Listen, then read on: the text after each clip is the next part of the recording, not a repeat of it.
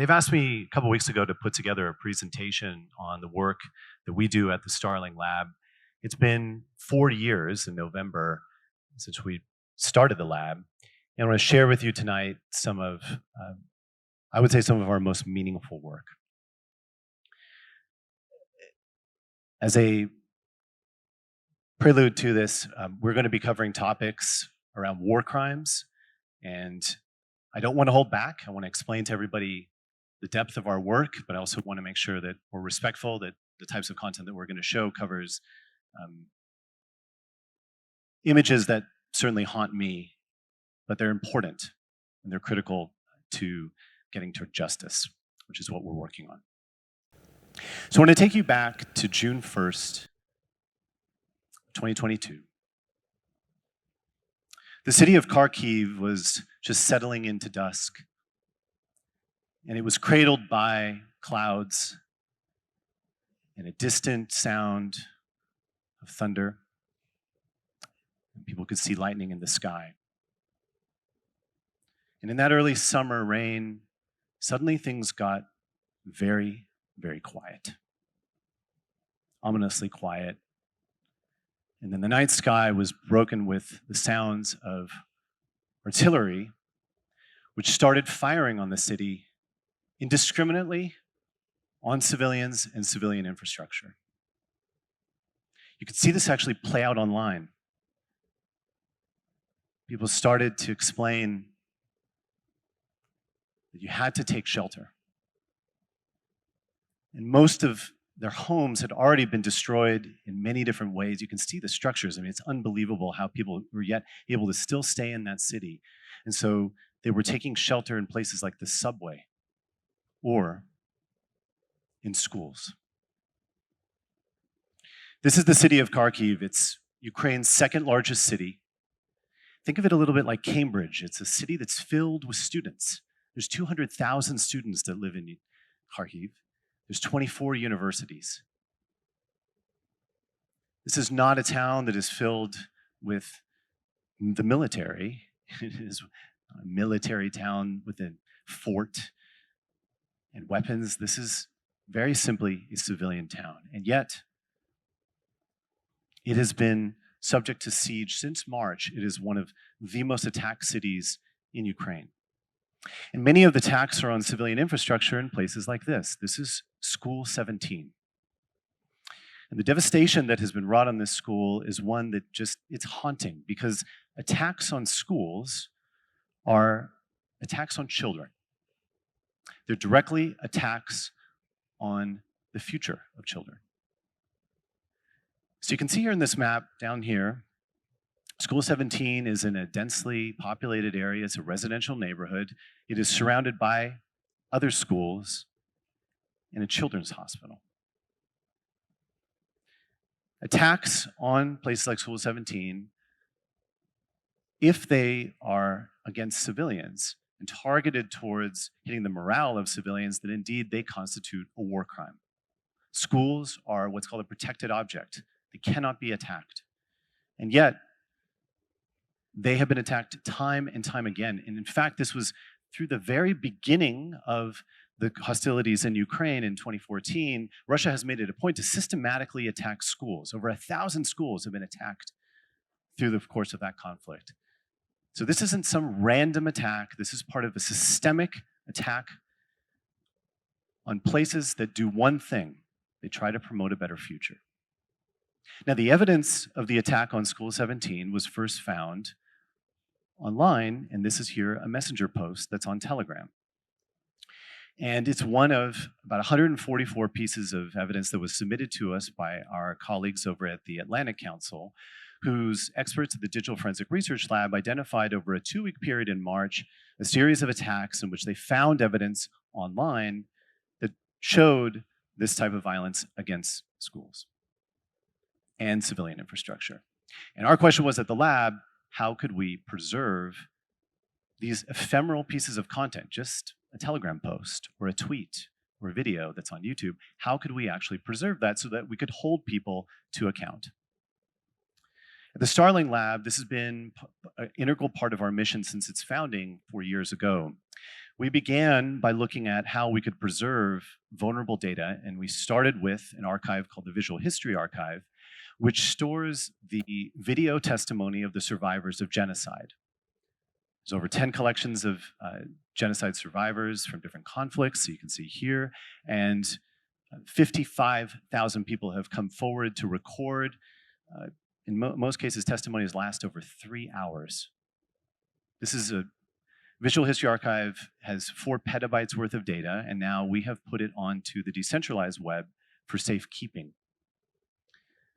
We worked with Reuters to protect their coverage of the 2020 election, and that included taking not only new forms of cryptographic storage, but we actually pioneered new forms of capture, so that actually in the cameras itself, we could start a chain of custody to freeze the pixels so that we could record history and we could protect it.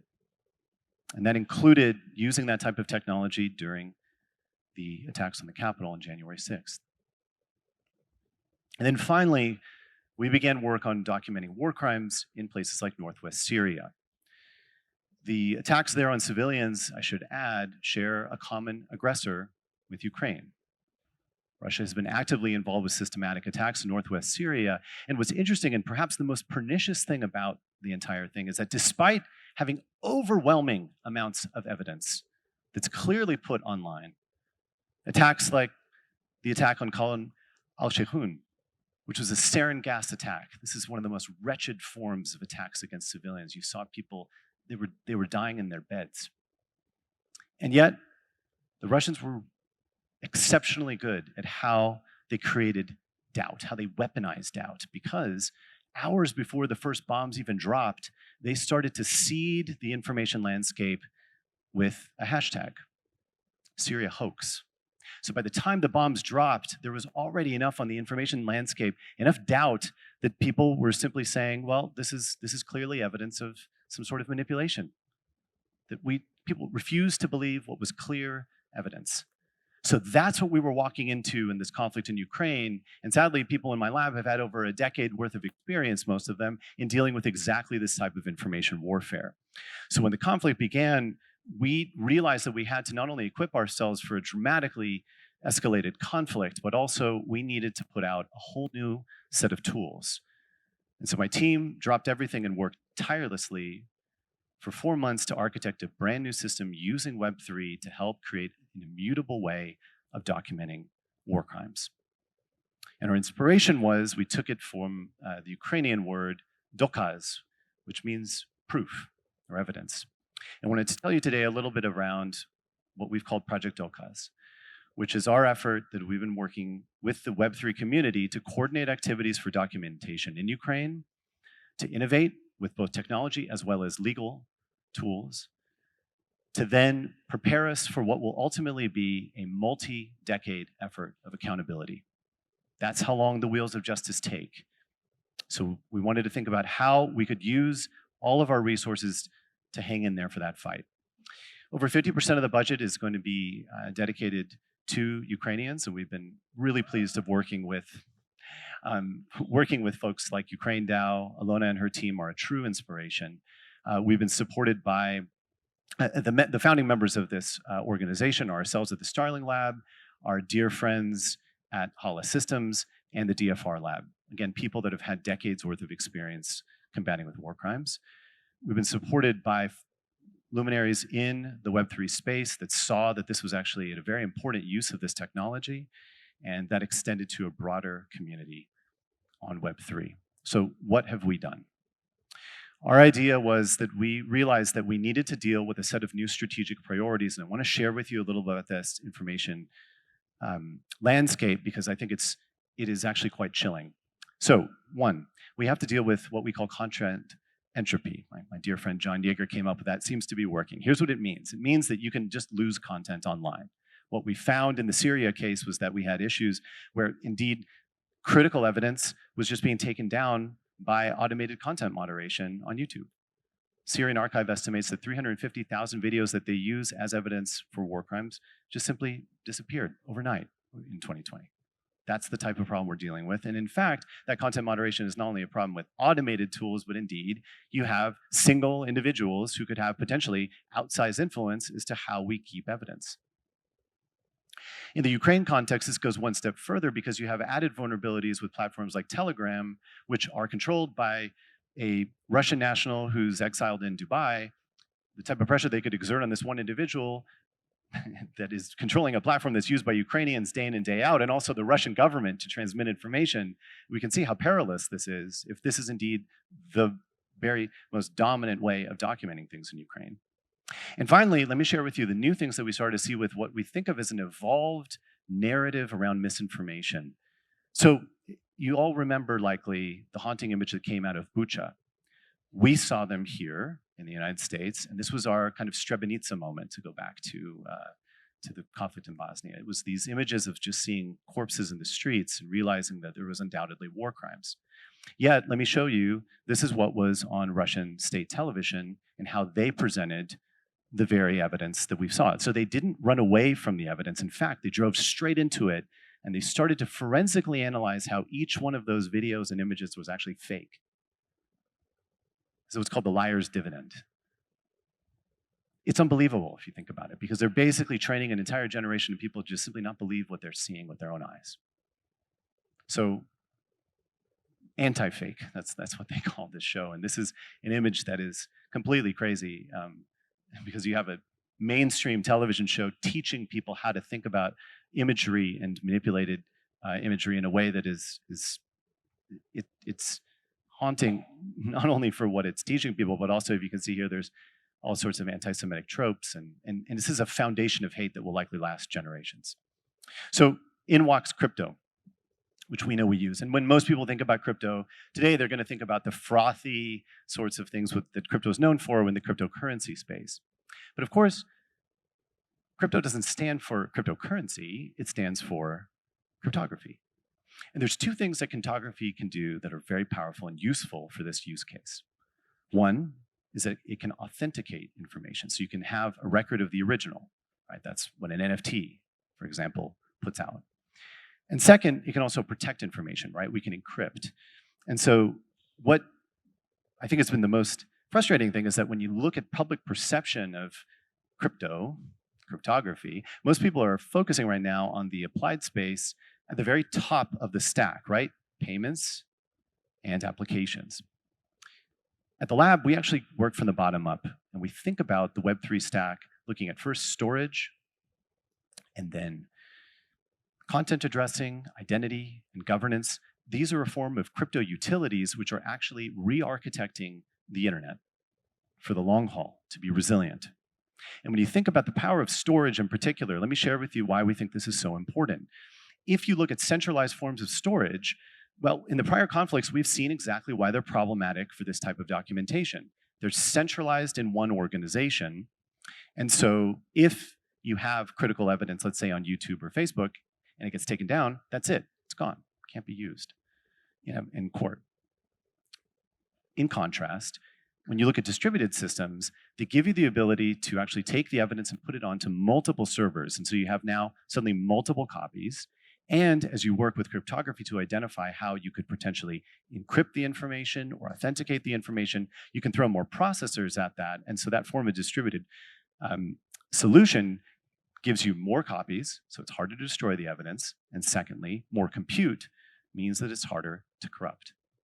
It's actually a perfect solution for this type of work that we're seeking to do. So to summarize, you get strength in numbers and resilience through diversity. And in fact, the more distributed the system is, the stronger and stronger it becomes. So let me share with you now how we've taken this simple observation around the power of this form of storage and crypto utilities, and now started to apply this into a framework that we call the Starling framework, that over the last 4 years, we started to evolve and bring it into the legal space. And it allows you to authenticate information as you capture, store, and then verify it. So let's put it into practice. With Project Dokaz, we began our investigation looking at School 17. And as I explained, the information that surrounded that attack primarily unfolded online in places like Telegram. And so we were able to take in all that information, and we selected, for instance, one particular Telegram post. And our question was, how could we use cryptography to help preserve this post? And the analogy that I've started to use, and it works so well when you talk to law enforcement folks or prosecutors is you say, look, all I want to do is take this post and I want to put it into this. Put it in the bag. The same way that you take a bullet casing that you find on a crime scene and bring it into court, you have to put it in a tamper-proof bag. So let's understand, well, what do we have with this bag? At the very top, we have a seal that allows us to make sure that anything that goes in the bag hasn't been tampered with. We have metadata that explains how the information was collected. You then have a chain of custody that explains how the bag moved from the crime scene all the way into a courtroom. And then finally, you have an audit to make sure that all of this is intact. Pretty simple stuff, right? Okay, so the question is, how do we take, and to fill this out, of course you use a Sharpie, right? So think about everything I'm about to show you here with our technical system, and just remember this: digital bags, digital Sharpies. That's all we're doing. Okay, so let's take this post and put it through that process. We begin by actually downloading an offline copy of it, and that allows us to have now the content as well as metadata around it. And we now have a hash of the code that was used to take that information and put it in the bag. And now we have things like an attestation, time and date. And we actually reference the Bitcoin ledger to keep things on chain. And we add a cryptographic certificate that explains who did this work. All of that information, it gets put into the bag. And in this case, it's a folder that we zip up and that we encrypt. Then we take hashes of both the unencrypted content and the encrypted content, and we use it as a fingerprint to establish the authenticity of this content, and we register it on 9 different blockchains. Why? Because we believe that we want to have it on as many different places, and each of these different chains have different performance characteristics. So now this information is residing on the decentralized web. It's spread out over tens of thousands of servers, and we're using authenticity infrastructure that is the equivalent of tens of billions of dollars. Our transaction cost is less than $1, and it's all decentralized, which means now this is not only immutable, but it's extremely difficult to destroy. So step 1, we've taken the post, we put it in the bag, and we've registered it. Step 2, we have to put the bag somewhere. So we take it and we actually replicate the information in multiple places, and we use different protocols to create different forms of distributed storage. The one that I want to focus on here tonight is Filecoin, because of the unique properties that it has to every 24 hours audit the files to make sure that they have not been tampered with. So think of this as the equivalent, digitally, of a police officer walking up and down an evidence locker and ensuring that none of the bags have been tampered with. That's the equivalent. And then finally, the last step is that you need to bring human investigators in to examine the information. So we establish the NFTs, a custodianship or a stewardship of the information so that we now can ensure that only authorized people can see this information. And if the custodian deems it appropriate, they can give out the information and they can give out access NFTs to investigators so they can take a look at the content.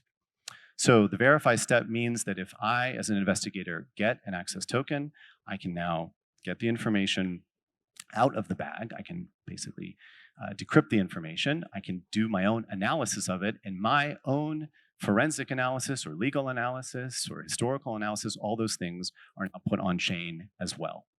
So you have an immutable record of my analysis and my colleague's analysis. So we form now a web of knowledge around that one object, and all of those reports, they are put on chain as well. So there you have it, right? The ability to create an end-to-end chain of custody of that Telegram post. The equivalent of investigators just doing their job as they normally would have. So that's the framework. We've used it not only with social media content and messaging content, but we've gone on to look at authenticated photography and all sorts of other forms to actually take and leapfrog Ukraine into this future in which they can use the power of the decentralized web towards justice. So that's innovation. The second thing that we've held ourselves to is results. In June, we had the privilege of submitting an evidence dossier that included the attack on School 17 to the International Criminal Court in what has now been the very first submission of what they call an Article 15 submission that uses this new form of cryptographic technology. It was an emotional moment for me because we had spent years thinking about how theoretically we could do this, and we did small tests. Here now, we actually did a wide-scale implementation of this technology. We worked with top international lawyers to draft a 100-page legal dossier that explained why we believed that this evidence constituted a war crime. And then we submitted a cryptographic dossier that included all the evidence that I described in the method which I described.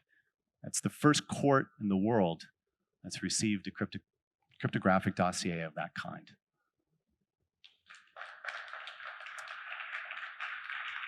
Well, it's just the beginning. So that dossier included attacks on School 17 and 4 other schools. I just want to show you a little bit about what this looks like, because I think it's pretty cool. So here you have this attack now preserved, now corroborated by other angles. So that earlier shot was inside the classroom. Now you have outside the classroom. So we took that evidence. You have on the ground documentation that was done by Human Rights Watch. That is all preserved cryptographically in the dossier. We include not only information, but also misinformation. So here are pro-Russian accounts that were alleging that there were Ukrainian soldiers inside of the school at the time. We found evidence that, in fact, this photo here of those soldiers had been recycled in numerous other posts, so it was clearly false. And here are investigators that we deployed on the ground in Kharkiv that went to School 17 and were using our new form of cryptographic capture that allows you to actually freeze the images directly on that phone and include stamps for the time, the date, and the location. That information is sealed directly on the device. You don't even need an internet connection. And then it's transmitted, when they're ready, back to HQ using Signal. So this is a new form of authenticated photography that can help build more context and more credibility in the evidence. Oh, thanks. Well, it's, again, just the beginning. So if you see here, I think when we started to look at the photographs, what was just so haunting is that we know that the problems that we are documenting here are just the beginning. Because the attack on children is an attack that takes a long time to unwind. Children are typically subsumed under the rights of their parents, and so when you get to 2034, 2044, when justice will possibly be served, what rights will these children have? If we don't stand up for them now, what evidence will they have of what befell their education, their childhood? Well, here are these photographs now sealed. Here are these photographs now just put on ephemeral, tiny little Telegram posts. Well, now they're taken offline for safekeeping. They're put in the bag and now registered here on Ethereum.